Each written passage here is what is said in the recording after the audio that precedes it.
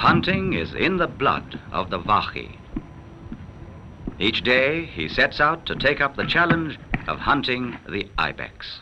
Gujal, which is Upper Hunza in northernmost Pakistan, is the home of the Vachi.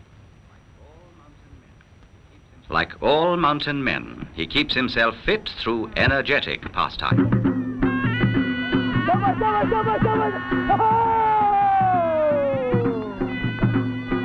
Buzkashi, or goat snatching, is played here with gusto, often with panache. The rules, if rules there be, are dictated by the stamina and physical prowess of the combatants. Round and round they go until someone else snatches the goat away.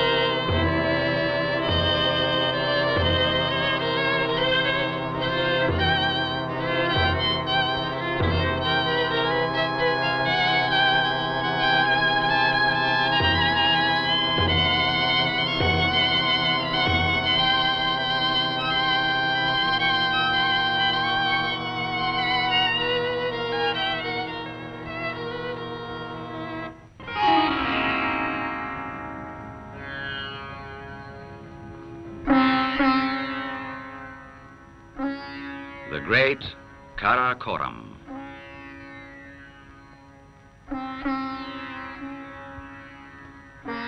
Lofty flanks, girdled with dark pine forests.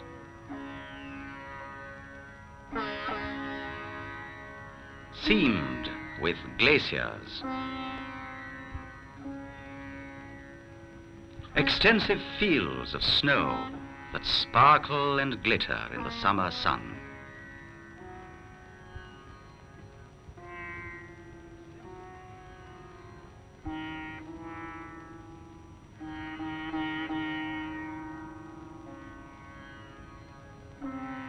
Great promontories of granite, on whose steep sides the snow can scarcely find a resting place.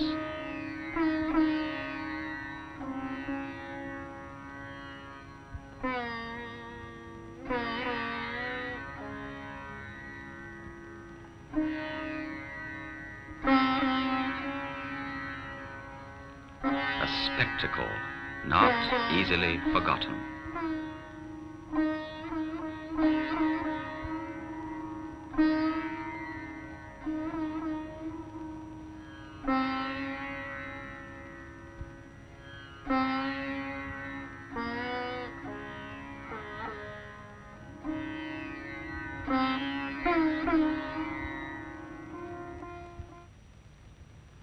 The snow fields are nature's reservoirs that melt into streams of crystal clear water.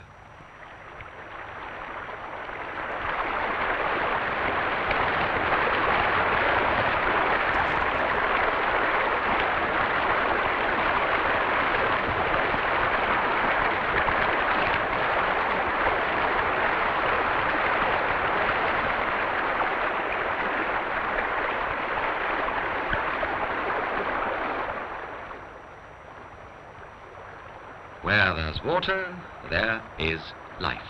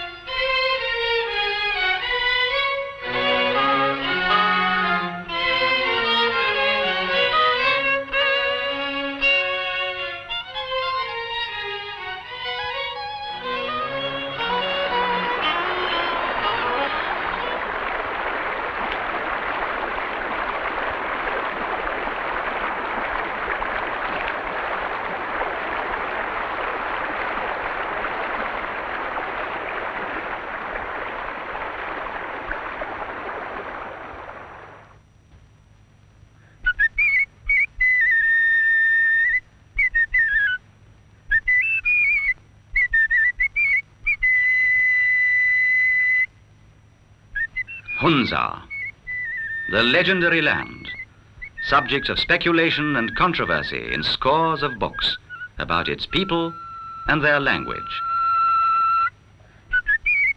The mighty Rakaposhi, locally called Dumani, towers over the valley. The Burosho of Hunza are a hardy and inventive people.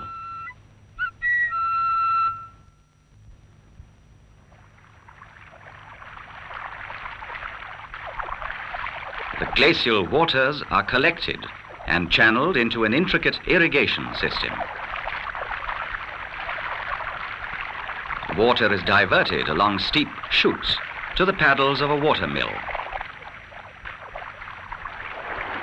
Through water courses, the water flows into fields, controlled along the way by an ingenious network of junctions, locks, and ditches.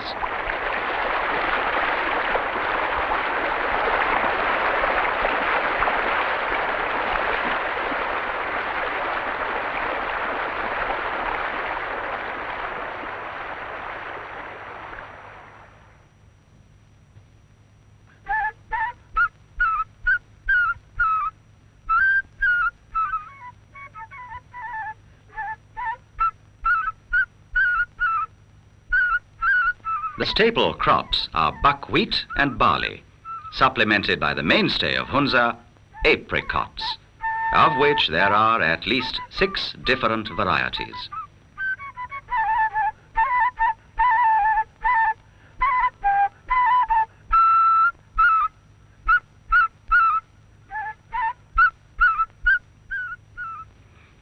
Upper Hunza, because of its altitude, has only 1 crop a year. The first snowfall is the signal for harvesting to begin. Further south, 2 crops are possible.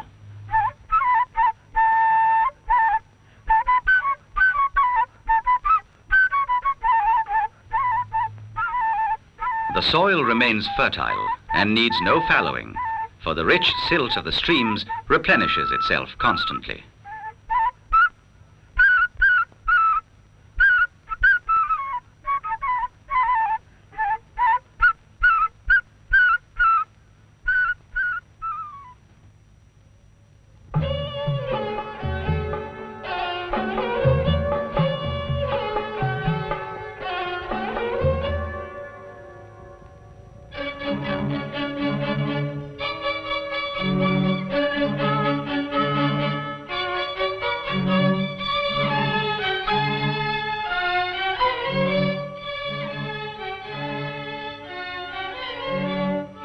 The architecture of Hunza is unmistakably distinctive. Builders from Hunza are in great demand all over the northern regions.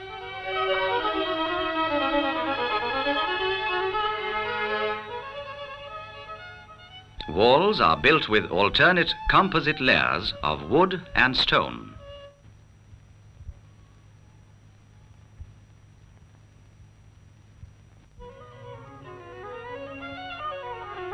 From the threshold to the vestibule of the house, a notched tree trunk, which we shall call a ladder, leads to the roof.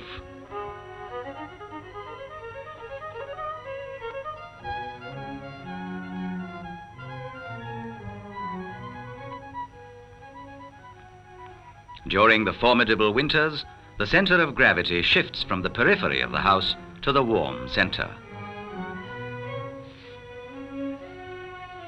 The central pillar is the richly carved Shirotam, or lion pillar, venerated by the touch of the hand and decorated on festive occasions. The nucleus is the fireplace below the smoke hole, around which the women cook and spin wool. The thread is woven to make cloaks and the male Hunza cap. By custom both warm and touching, when a man returns from work, he bends down to kiss the threshold of his home. One is struck by the beauty of the perforated woodwork on the buildings.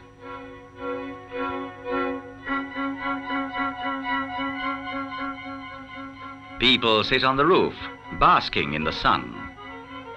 One occasionally sees a husband return from work in his colorful cloak, climb to the roof, and give his wife the traditional greeting, a kiss on her hand.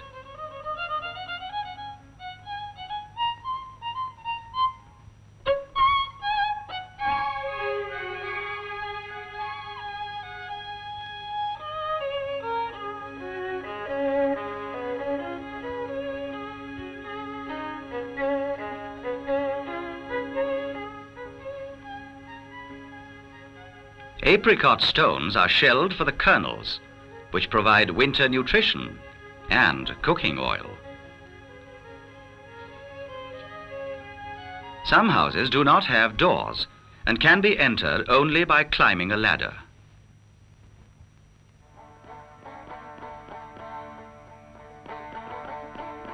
Almost every house has a vineyard, with grapes hanging heavy on the boughs. Underneath, the people relax to the music of the stringed sitar, surrounded by orchards of luscious fruit.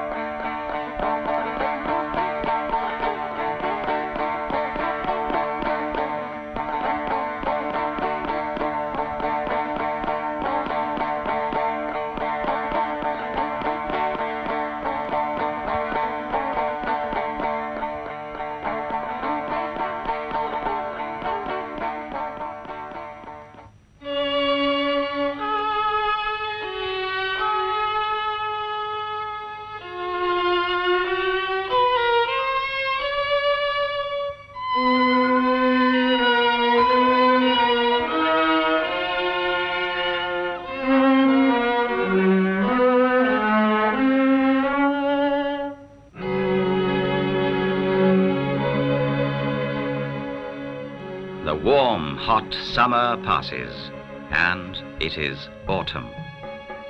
Autumn is the most beautiful of seasons in Hunza. The leaves turn crimson and gold. Sheep are the source of the famed zebaki, a very fine woolen cloth indigenous to Hunza.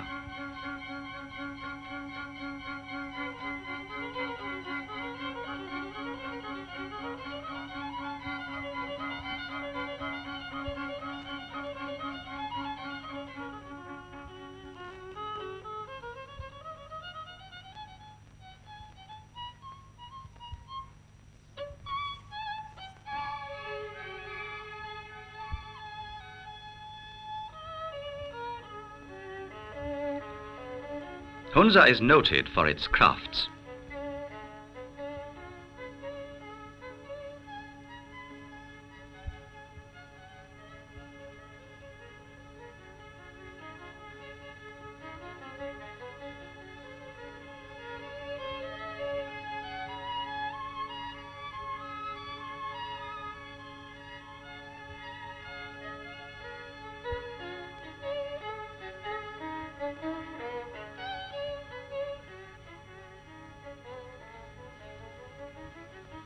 Embroidery is highly developed. Characteristic is the Hunza cross stitch, used to embroider the women's caps.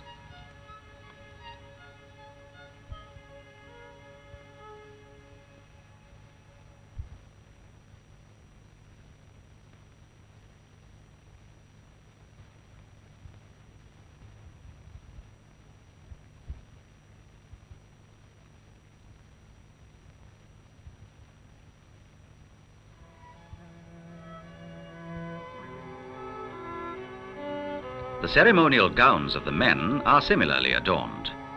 Food is prepared in a variety of dishes, the most notable being the soups called dodo. Scooped up with a carved apricot wooden spoon called the kapun is a kurat soup, containing cheese, pieces of meat, local bread noodles, spices, and a dash of sour milk. Another favorite is apricot soup. The traditional breakfast consists of yak butter, added to salty Tibetan tea. Then pieces of pitti, one of the many local breads, is put into the tea and eaten soaked.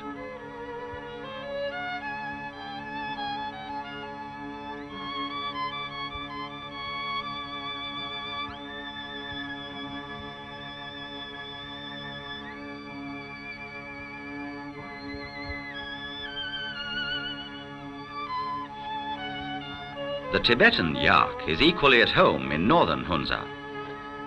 The yak is semi-domesticated. It often has to be caught each time it is to be milked. The yak yields milk, butter, wool, hide and meat, but it is invaluable also as a work animal. The Kyrgyz are a familiar and welcome visitor to Hunza. A proud and free nomadic people, they rove the land in search of pasture for their livestock. The Kyrgyz are assiduous craftsmen, also coming to Hunza to trade their wares. Popular here is the kama, or the Kyrgyz felt rug. The wool is ginned and laid out on a sheet. Wool of different colors is placed on top to make floral patterns or animal motifs.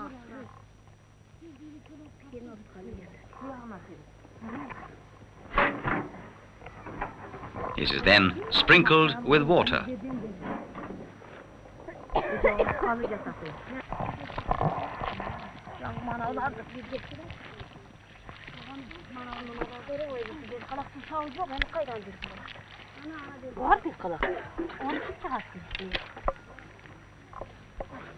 And rolled up tightly.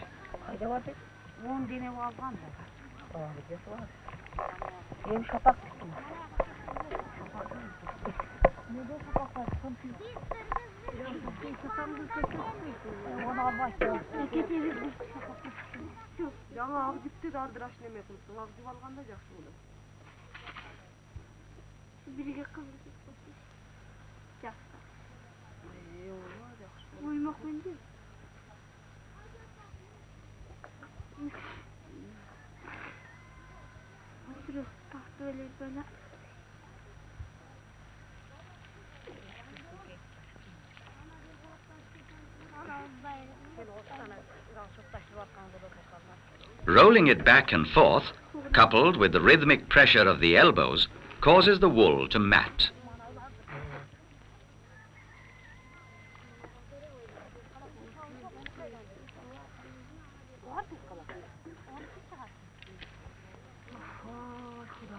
And thus the felt rug is ready to trade.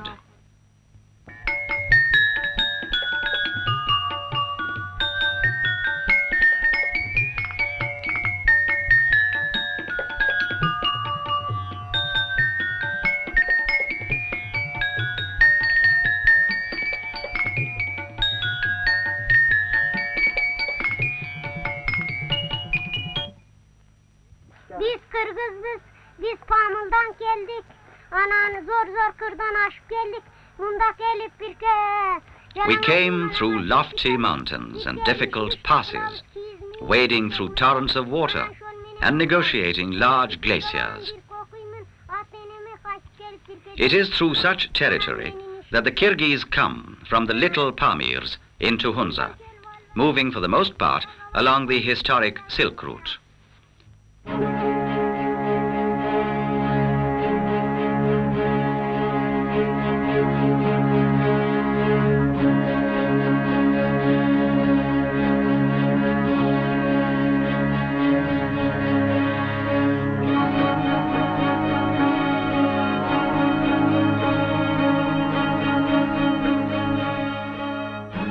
The Silk Route was not as smooth as its name implies. Even today, tracks are treacherous.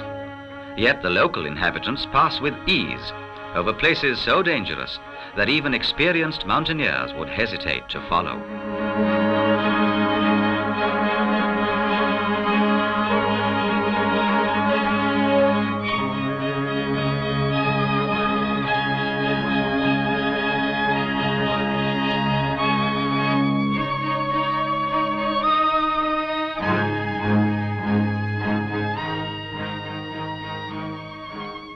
places, the only way to cross the river is by rope bridges, suspended precariously above the churning waters of mountain gorges.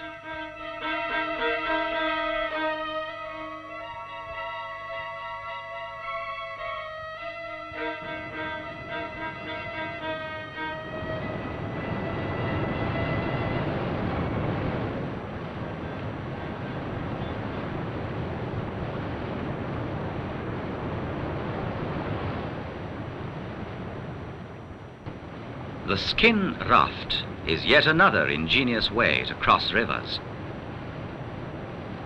The skin of the yak is inflated and mounted under a wooden structure to make a floating raft.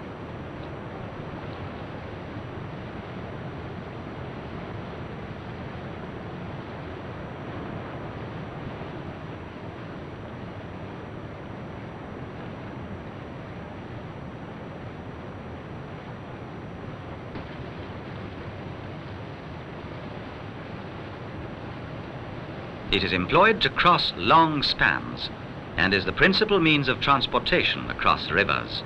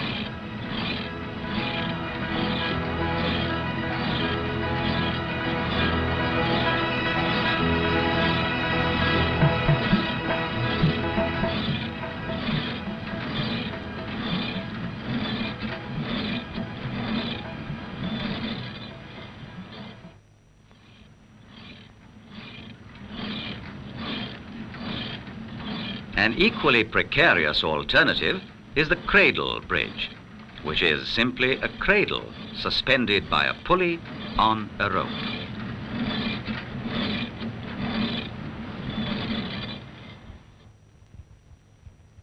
Transport in many parts of Hunza remains, even today, a hazardous undertaking, not recommended for the faint-hearted.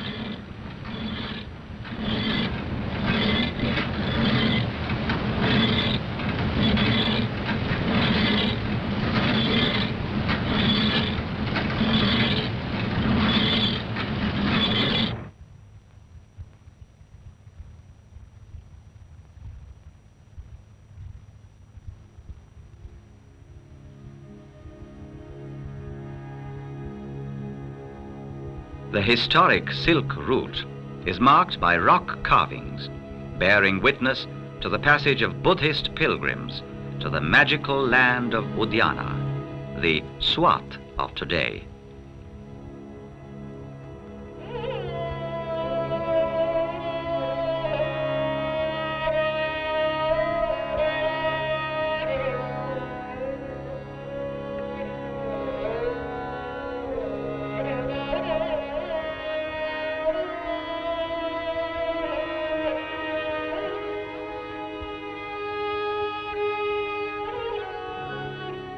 The carvings are often accompanied by inscriptions in several ancient scripts, dating back to at least the 2nd century BC. The inscriptions are usually supplications by the pilgrims to Lord Buddha before dangerous crossings are undertaken, and prayers of thanksgiving for a safe crossing. My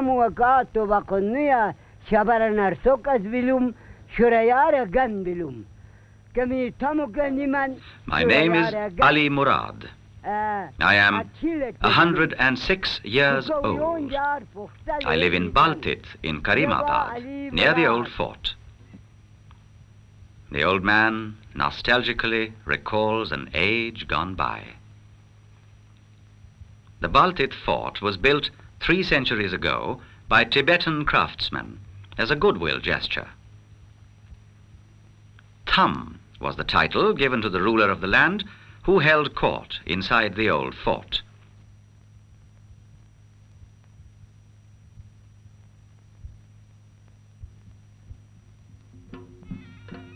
Down below, the Buroshos engaged in mock combat in a characteristically energetic sword dance.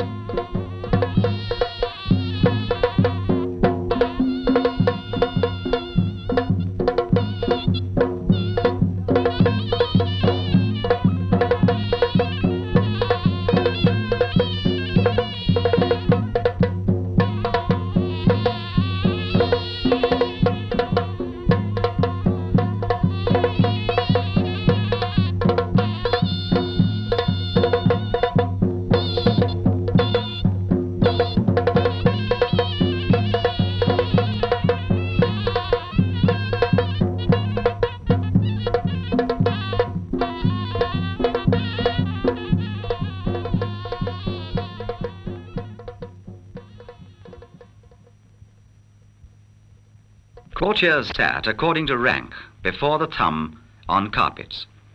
The ruler, attired in ceremonial robes, gave them a patient hearing from the throne, delivered justice, and regulated the affairs of state. Often the courtiers joined the commoners in their festivities, the higher in rank having the honor of dancing first.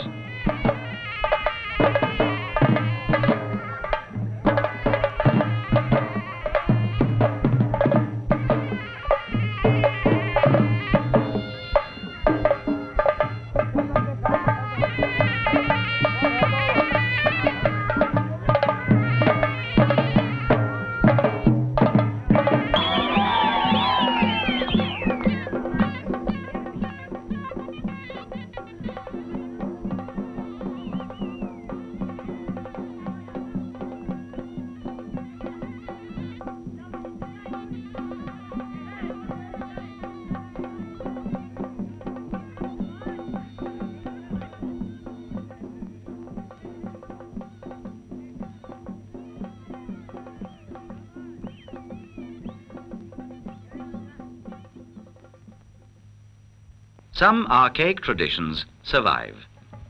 The soothsayer, called the bittern, is one such age-old tradition. A circle is marked, and its perimeter is purified by fumigation with juniper smoke.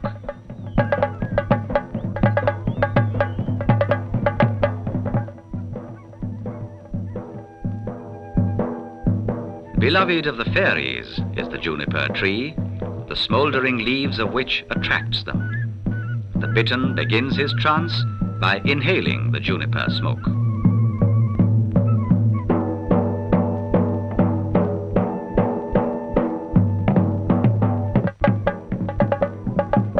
He then begins his dance, attracting the fairies who dwell on the high peaks surrounding the valley.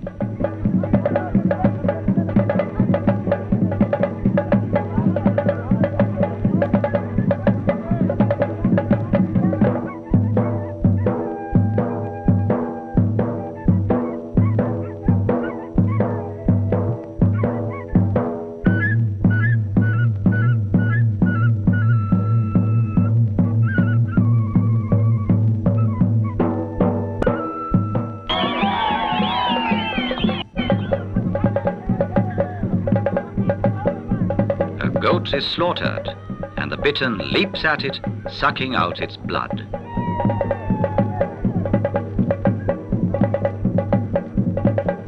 A Attracted by the smell of the blood and the juniper smoke, the fairies respond.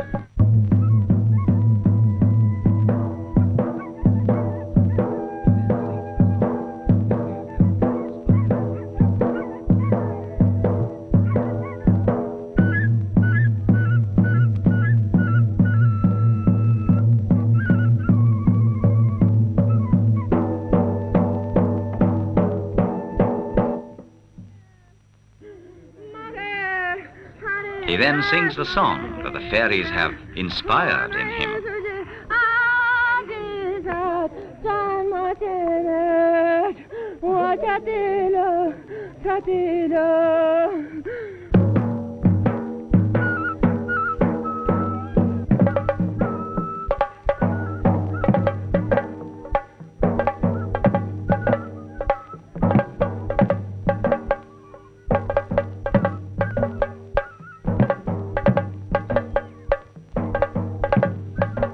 The Bittern was thought to be a holy man, a man so pure that he could commune with the fairies. The fairies enabled the Bittern to make predictions for the future. This kind of shamanistic ritual is the essence of many primitive religions of the past.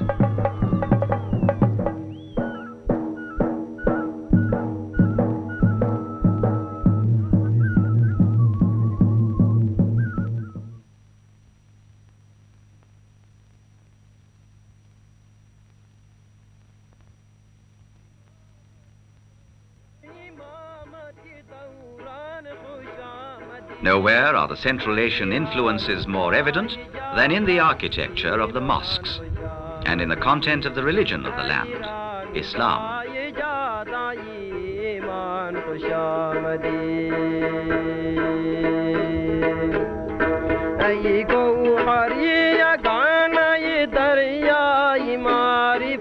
The people of Hunza are Ismaili Muslims, converted by the Sufic teachings of Hazrat Nasir Khusraw to a faith deeply imbued with the message of love and peace.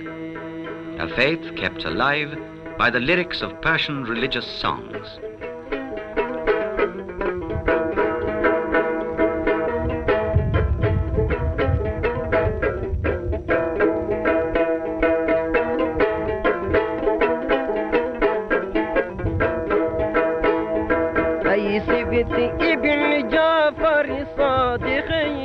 Welcome to my land, he sings.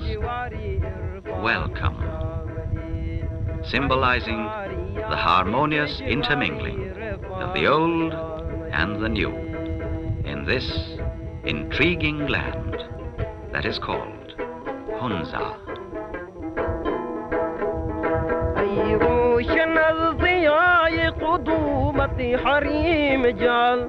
در بازومی ما چشمی فروزان خوش آمدید در بازومی ما چشمی فروزان خوش آمدید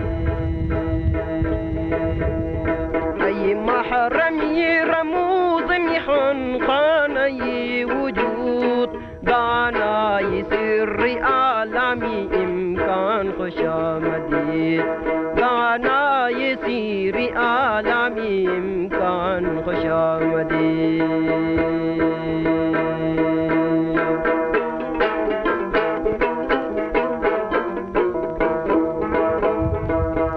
یادگار اشرف اولاد فاطمه ای شمع جمال